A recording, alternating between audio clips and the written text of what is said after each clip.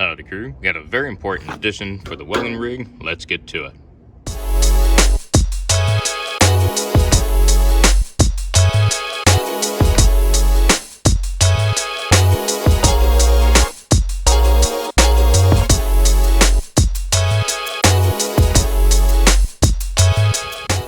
As y'all can see, there are some big old aluminum pieces in here, and they are the tank holders. And yes, they are aluminum. I just picked these up. I did not do these because I just don't have the equipment to be able to fabricate these right now. I was wanting to do square tubing, but there was no square tubing the size that I needed.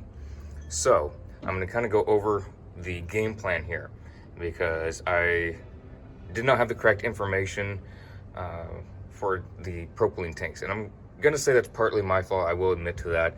I had the wrong information and I went with it. I double checked it, but the things I double checked it on were not correct. So I'm gonna kind of go into that about having all these the same size. I want them all the same size so that way everything worked just fine. And it didn't turn out that way. I wanted all T-tank size, or at least the dimensions of a T-tank. And so propylene, you all will notice that this one is a different size than this one, and it's actually longer. I know the top one looks shorter, but it's actually this piece here that's longer. You can see that's going all the way to the front of the bed, whereas this one, it's not. I'll show you all that. You can see the other one, it goes all the way to the front, and this one doesn't. So game plan for propylene, it doesn't have anything that works in the size of a T-tank. So this is about 10 inches. T-tank's gonna be about 9.5. They vary a little bit. So in case they're a little bit bigger, these are about 10 inches wide. And I will show y'all the dimensions. So going from the inside of the hinge, because you want the smallest part to measure it, that's 10 inches. So round piece going in here, that's gonna work just fine. And they're all the exact same dimensions on the width because it's a square. So the game plan for propylene is going to be 2 number 25 tanks.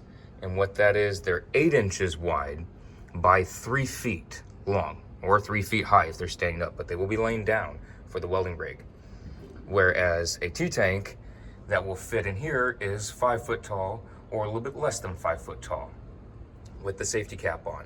Now again, that could vary, but I'm going to be getting the one that will fit in here.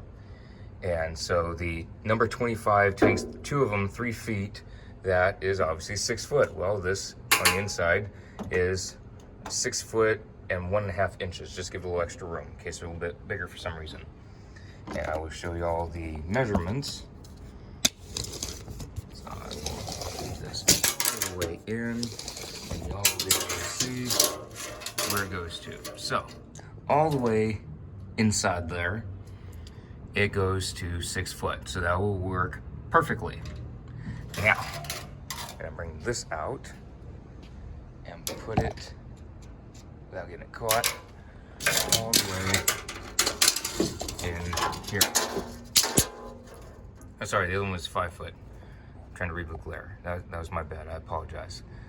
So this one's the 6 foot and several inches, just to give it that extra room. Again, I will do the other one. I'm sorry, I said 6 foot, 5 foot. Been going over all the measurements for this stuff lately. So y'all can see that's 5 foot. Again, I apologize.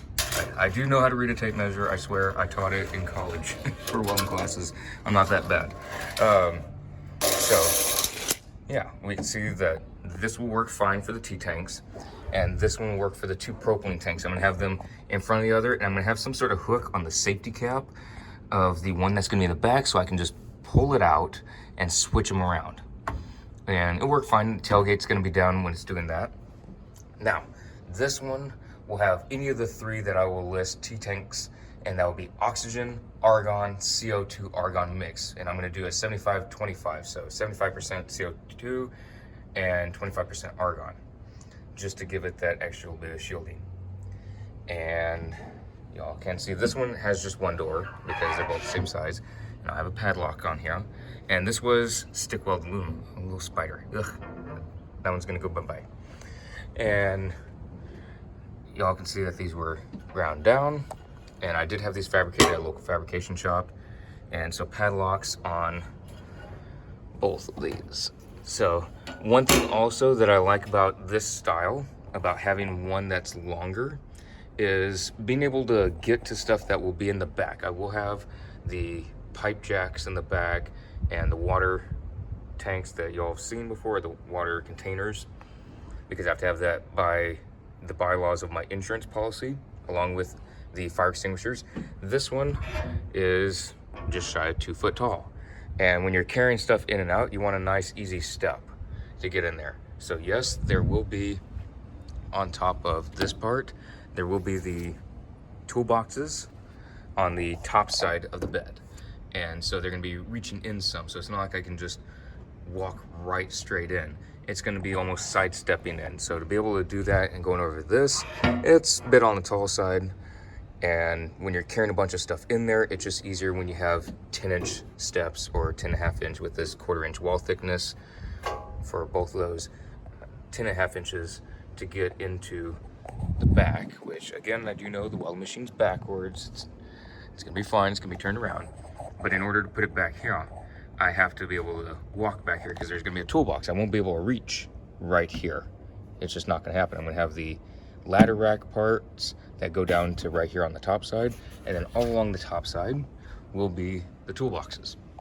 So that is what's going to be the game plan. But I finally got these, super excited. I made a call to the place I'm going to have installing them, and they said to call back next week. So I know it's taken quite a while to get all this stuff put together, but these are things I just cannot help, and there's nothing I can do about it. I can't make schedules go by faster for other companies to have them get into this sooner.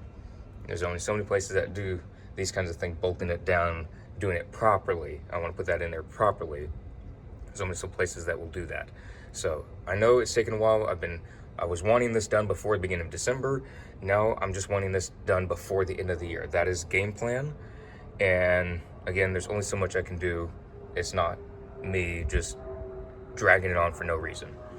But I really like this. I didn't need welds all the way down because that would cost more, obviously, just like what I would do if I was charging, because it takes more time, more consumables.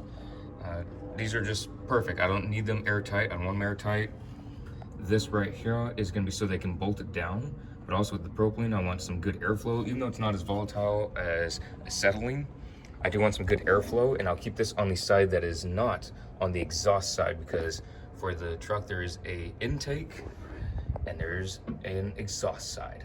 And I don't want, this side is actually gonna be the exhaust side, but it's gonna be flipped around because obviously the weld machine's backwards. So this is gonna go over here. And so then this one will go onto the right side. So they're just gonna be flipped around, which is all fine. I don't need them in spot right now. I'm not gonna be holding tanks right now.